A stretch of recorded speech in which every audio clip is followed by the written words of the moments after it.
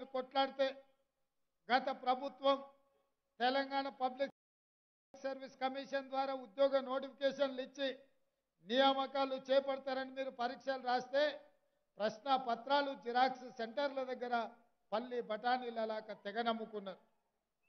చాలామంది నిరుద్యోగ యువకులు ఆందోళనకు లోనవుతున్నప్పుడు మేము సంపూర్ణమైన భరోసా ఇచ్చినాం. ప్రభుత్వం రాగానే యూపీఎస్సీ తరహాలో ఆనాటి పబ్లిక్ సర్వీస్ కమిషన్ని రద్దు చేసి కొత్త తెలంగాణ పబ్లిక్ సర్వీస్ కమిషన్ని నియమిస్తాము.